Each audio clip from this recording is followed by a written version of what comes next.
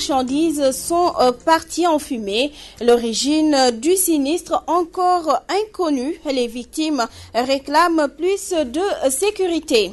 À Gossas, le maire sortant a visité les tombes pour remporter les élections locales. Madiagne Sek, qui a gagné avec 2 voix la coalition Andou Naoulé, est accusé d'avoir fait voter des personnes décédées.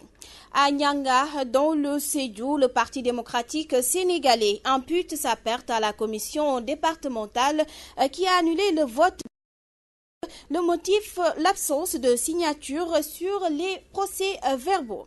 L'actualité internationale, ce sera avec nos confrères d'Euronews et dans la page sport de ce jour, Chertidiane Gomis nous parlera de la Coupe du Monde, entre autres sujets, avec l'Allemagne qui, après sa victoire contre le Brésil 7-1, va connaître son adversaire à l'issue du match de ce soir entre le Pays-Bas et l'Argentine.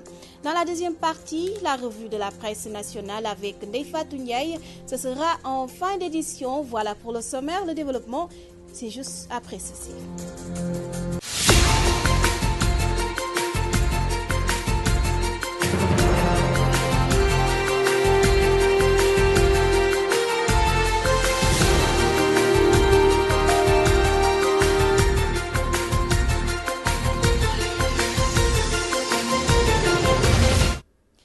Mesdames et messieurs, bonjour et bienvenue dans ce 13h que nous ouvrons par Gossas, où la coalition Andou Naoulé récuse la victoire annoncée du maire sortant Madiagne Sek, est accusé d'avoir opéré une fraude élargie jusqu'aux personnes décédées qui figurent parmi ses électeurs. L'accusation est de la coalition Andou Naoulé qui a introduit un recours, nous dit Mamadou Martarsar.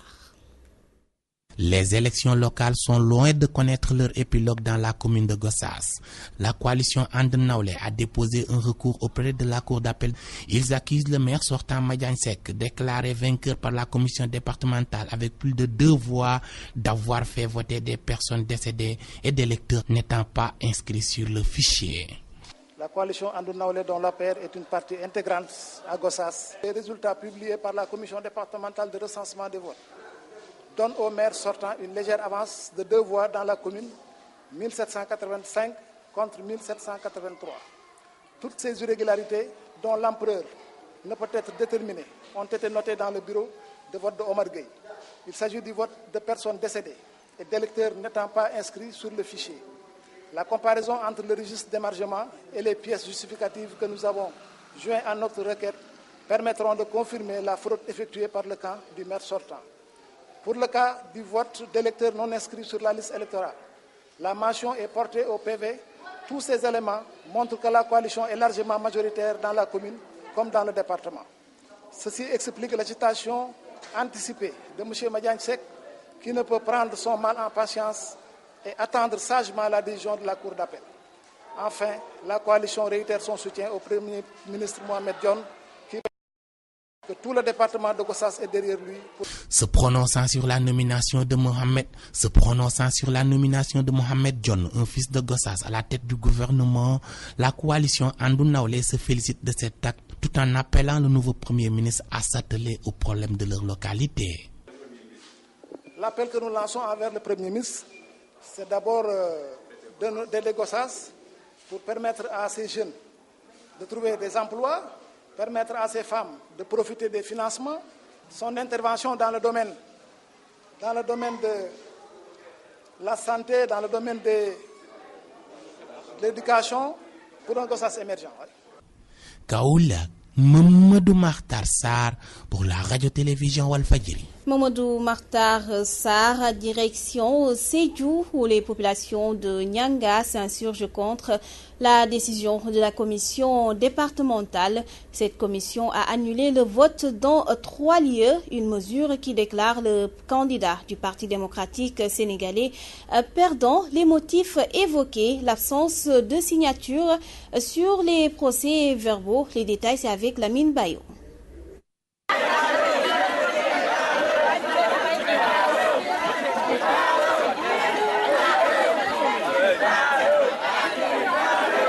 Nyanga, une des collectivités locales de la région de Sédhiou, située vers sa façade est, les populations n'entendent pas baisser les bras face à ce qu'elles appellent injustice. Selon elles, l'élimination des bureaux de vote Saretene, Nyanga, Bambadala 1 est arbitraire. Ils ont tenté ainsi de montrer à la face de l'opinion nationale et internationale leur désarroi. Et lorsqu'on a calculé, on a trouvé que le PDS a gagné. Et on a jubilé. Le lendemain, que ce soit les dirigeants de l'APR et ceux du PDS, on s'est tous réunis sur le PCR pour formuler des vœux pour que Dieu nous aide vraiment, pour que notre mairie puisse progresser de l'avant. Ce qui s'est passé 3 jours après, et on nous informe que tous les bureaux où le PDS a gagné, c'est-à-dire le bureau de Saretane, Nyanga et Bambadala 2, ont été invalidés, tout simplement parce qu'il y a des enseignants qui n'ont pas signé. Et moi, la question que je me pose, qui a amené ces enseignants? C'est l'État. C'est l'État qui a amené ces enseignants dans les différents bureaux. Nous, on ne savait même pas. Nous, ce qu'on a fait, on a pris notre carte électeur et carte d'identité et on a décidé de prendre Mbalo. Et si ces bureaux-là doivent être annulés, c'est parce que Mbalo n'a pas la couleur de la paire. Et un sitting organisé en lieu et place d'une marche pacifique refusée par l'autorité administrative. Elles se disprêtent à laisser leur vie, car selon elles, aucun maire ne peut s'installer sauf Yorombalo, car ce dernier a été victime d'une injustice. Sédhiou, Walfadjri Radio TV, Lamine Bayo. Lamine Bayo, défaite de la coalition Tivaouane. Ces dernières invoquent l'organisation matérielle du vote et l'achat de leurs bulletins échangés contre 10 000 francs CFA et des sacs de riz par leurs adversaires. Cheikh Tidiane Diouf, tête de liste de Rewmi à Tivaouane, s'entretient avec Ramatoulaye Sarr. Il y a différents facteurs qui ont concouru à ce résultat. D'abord, nous déplorons l'organisation matérielle du scrutin. Dans beaucoup de bureaux, le scrutin a commencé très tardivement. Ensuite, aux heures de fermeture, des centaines et des centaines de Tivaouanois n'ont pas pu voter. À l'école 4, à l'école 3, à l'école 4, à l'école 5, à l'école 6, à l'école 7. Des centaines de les gens n'ont pas respecté l'arrêté préfectoral. Ils ont fermé à l'heure qui n'est pas indiquée. Ensuite, dans les différents centres de vote, c'était pire que des marchés. Il y avait un trafic d'influence énorme, des achats de conscience, des tonnes et des tonnes de riz ont été débarqués et distribués à des gens. Vraiment, nous ne pouvons pas suivre le régime dans cette partie-là. Donc, tout ce que nous savons faire, c'est de nous battre suivant des moyens légaux, vraiment des moyens conventionnels. Et sur ce plan, nous n'avons pas à rougir. Franchement, si ce n'était que ça, nous aurions en tout cas battre la coalition Benno Tivaouane. Mais mon bulletin de vote se vendait au bas prix à 10 000 francs. D'ailleurs, les sacs de riz. D'ailleurs, nous sommes tous en tout cas trompés par ce fait. Parce que nous, notre manière de vérifier, c'était les poubelles. À chaque fois qu'on rentrait dans les poubelles, on ne trouvait aucun de mes bulletins. Et bizarrement, les gens commençaient à jubiler pour dire que nous allons les écraser ce soir. Malheureusement, notre bulletin était échangé contre 10 000 francs. Donc, c'est tous ces facteurs conjugués qui nous ont fait perdre cette bataille.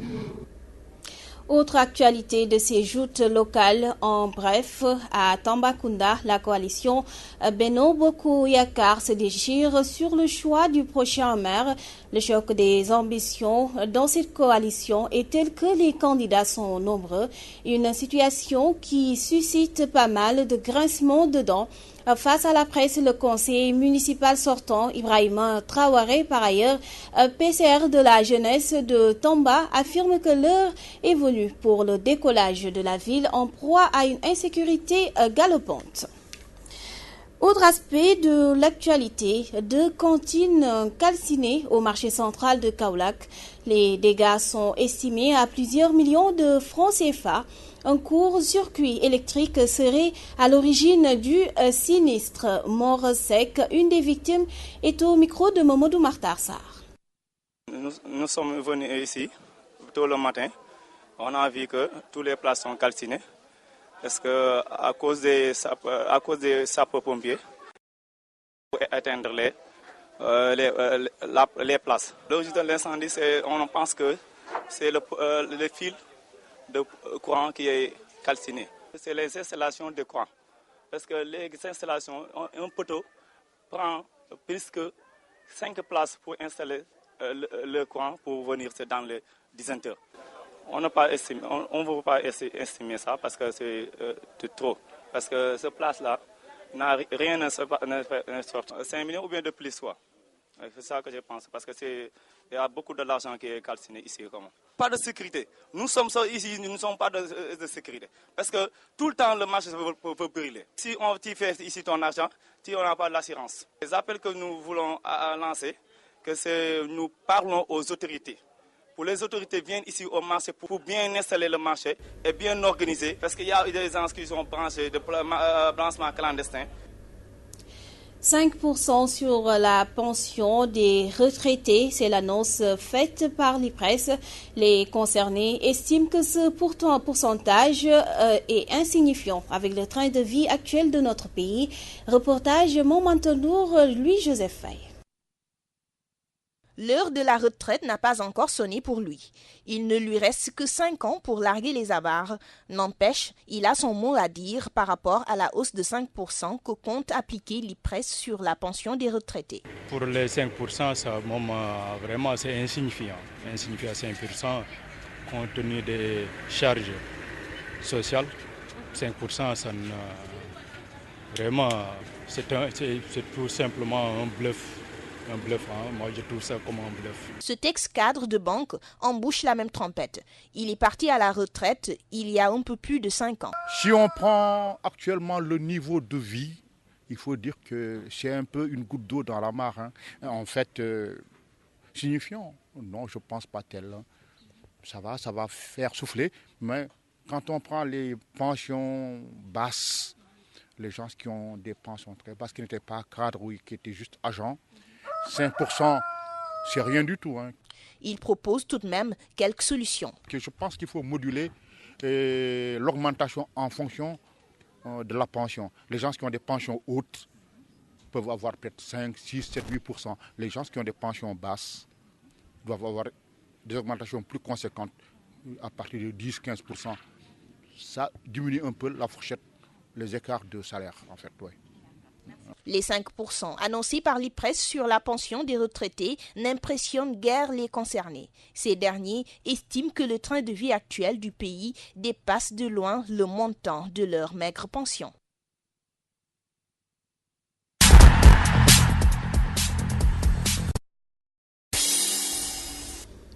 La page sport de ce 13h, c'est avec Chertidiane Gomis. Bonjour coach. Bonjour Néné Jupiter Ndiaye. Coupe du Monde, l'Allemagne, après sa brillante victoire 7-1 face au Brésil, va connaître son adversaire à l'issue de la deuxième demi-finale qui se joue ce soir. Et ce sera entre l'Argentine et la Hollande, comprenez, les Pays-Bas. Ce match est prévu à 20h.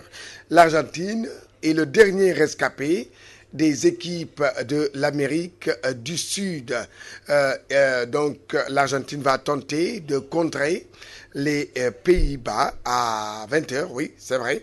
Pourquoi? Parce que si l'Argentine tombe aujourd'hui, on peut dire que maintenant la Coupe du Monde va aller à l'Europe et c'est pour la première fois que l'Europe va gagner la Coupe du Monde en Amérique du Sud. Mais on est loin de là.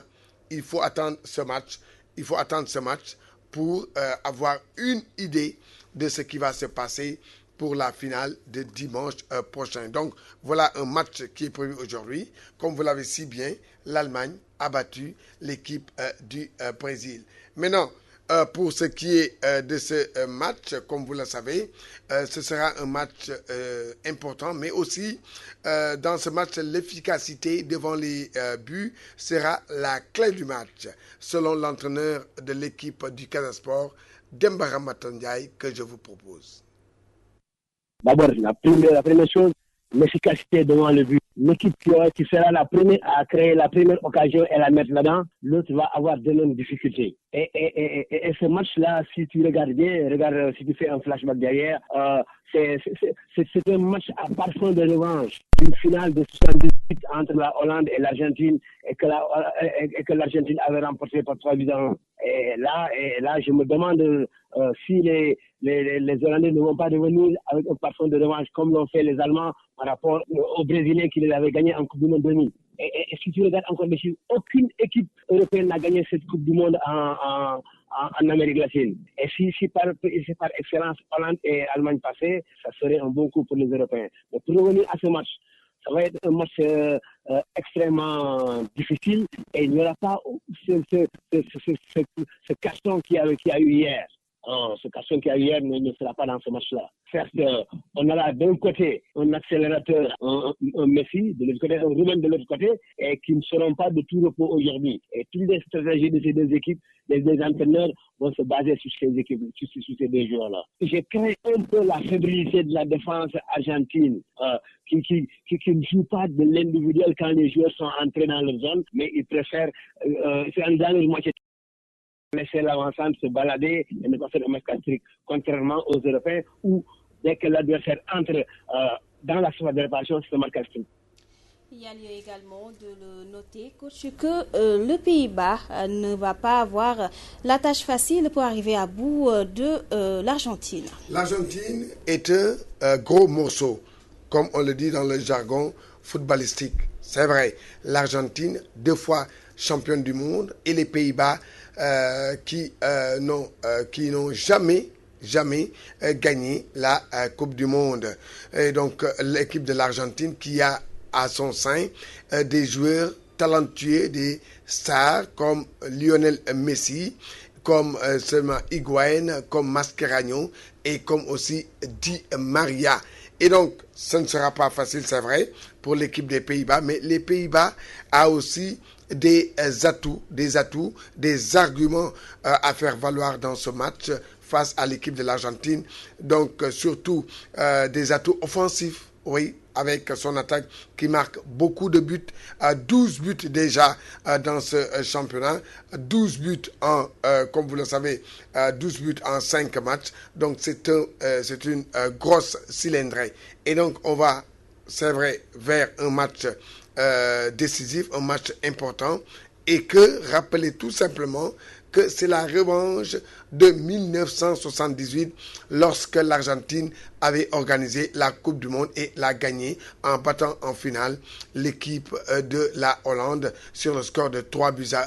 Revanche des Hollandais, confirmation de l'équipe de l'Argentine. L'Argentine qui veut à tout prix gagner cette Coupe du Monde en terre de l'Amérique du Sud. Et je pense que ce ne sera pas aussi facile des deux côtés. Mais si on revient à cette défaite du Brésil d'hier, on parle de déroute historique si l'on sait que vraiment le Brésil a vécu ce mardi une humiliation. Les supporters sont même allés jusqu'à brûler le drapeau de leur pays. Et ça veut dire que vraiment les conséquences risquent d'être vraiment désastreuses. Ces actes qu'on a vécu hier avec des drapeaux brûlés, des manifestations, tout ça, suite à cette défaite, comprenez que le football, c'est la religion, c'est une religion. Au Brésil, on croit au football. Et si on avait battu le Brésil par 1-0, 2-1, je pense qu'il n'y aurait pas toutes ces manifestations. Mais c'est le score, 7-1, infligé à l'équipe la plus titrée en Coupe du Monde, 5 Coupes du Monde. L'équipe où est le pays où est né le roi Pelé.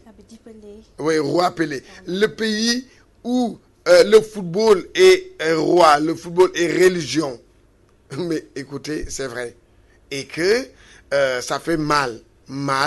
En 30 minutes, on vous met 5 buts en 30 minutes. Si vous regardez l'histoire du football mondial, jamais un tel score n'a été infligé à une équipe. Et surtout quand l'équipe, c'est le Brésil, le grand Brésil. Oui. On passe directement au basket. L'entraîneur national des Lions sera en conférence de presse cet après-midi. Oui, c'est vrai, le staff technique des Lions est dans une dynamique de préparation en vue de la Coupe du Monde en Espagne au mois d'août prochain. C'est dans ce cadre que le coach de l'équipe nationale du Sénégal des garçons, il s'appelle Chersar, a décidé de faire face à la presse cet après-midi à Marjignaï et c'est à 16h. Ce dernier va profiter de cette occasion pour faire l'état des lieux sur la préparation de nos Lions. On reste toujours avec le basket, avec l'équipe nationale masculine pour parler des éliminatoires Afro-Basket 2015 qui va se jouer au Maroc. Les Lions joue contre les Aigles du Mali en aller et retour pour l'unique ticket qualificatif qui a ses joutes continentales.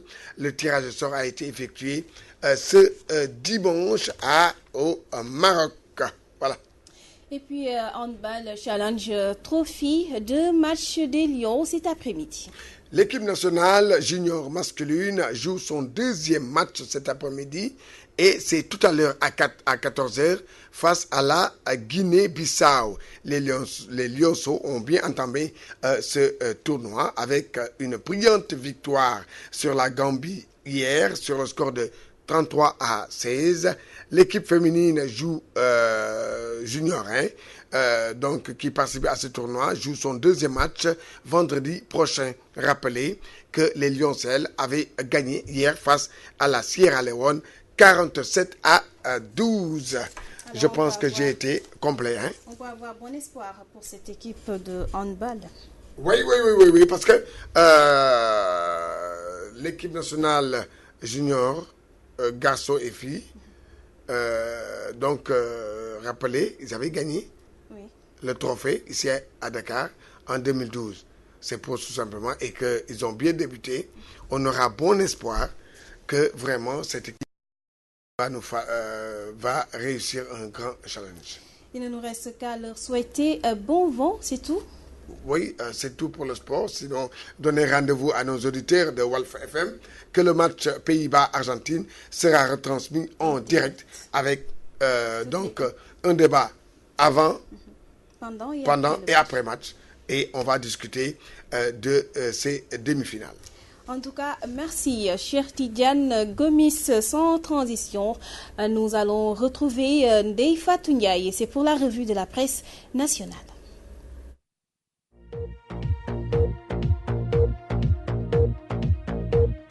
Bienvenue à toutes et à tous. Mimi n'a pas dit son dernier mot. Notre Walfadjri quotidien ce matin, à l'occasion de la cérémonie de passation de service entre Aminata Touré et Mohamed Dionne sur son avenir politique, l'ex-premier ministre a déclaré, je cite, « Non, je ne vais pas arrêter de faire de la politique ». Elle a même exhorté les Sénégalais à s'engager dans la politique. À la une de la tribune, Aminata Touré confie, je cite, « Avec ou sans Macky, je vais faire de la politique. Ceci d'autant plus que mon avenir politique est radieux ». Lâche Mimi Touré après sa passation de service dans le populaire. Loin s'en faut, l'ex-chef du gouvernement promet à ses sympathisants « Je serai militante éternelle de la cause du Sénégal ».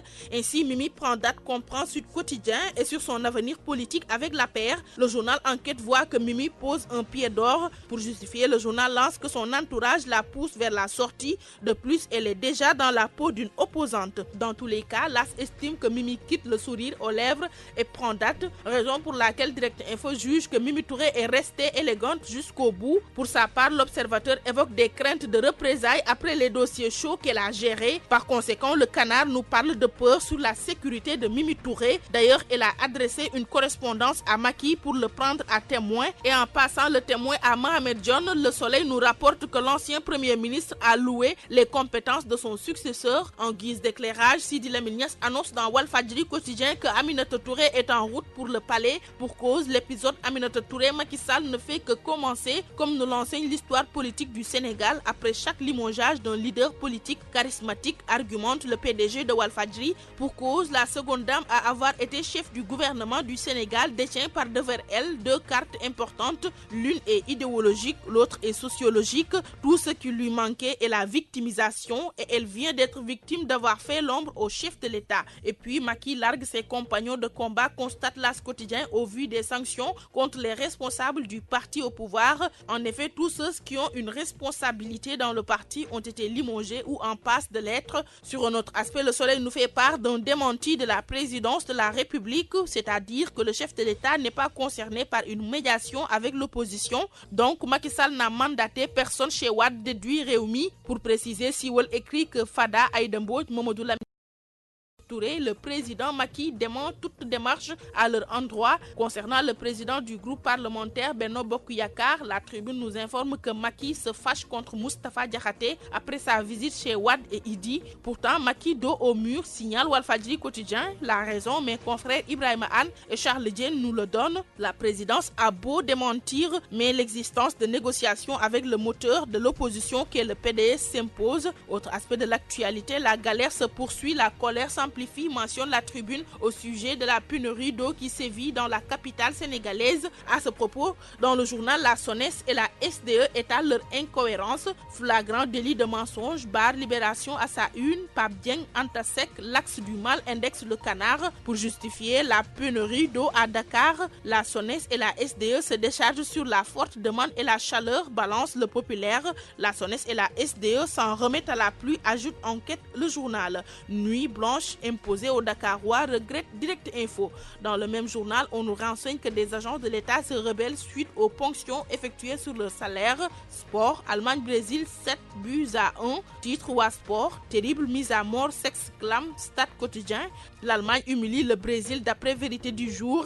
Humiliation historique du Brésil, renchérit Direct Info. Brésil, la honte, marque enquête. C'est hallucinant, poursuit l'Observateur. Pour la deuxième finale prévue ce soir à 20h, Stade anticipe sur une revanche de la finale de 1978 entre les Pays-Bas et l'Argentine. Pour rappel, l'Argentine avait battu en finale chez elle les Pays-Bas en 1978. Lutte qui est le plus mystique dans l'arène sénégalaise entre Modou Lo, Eumeu Sène, Ama Baldé, Siteu, Balla Gaye 2 et Yekini. Demande Sunu Lamb ce matin. Le débat est posé. À vos réponses, bonne lecture.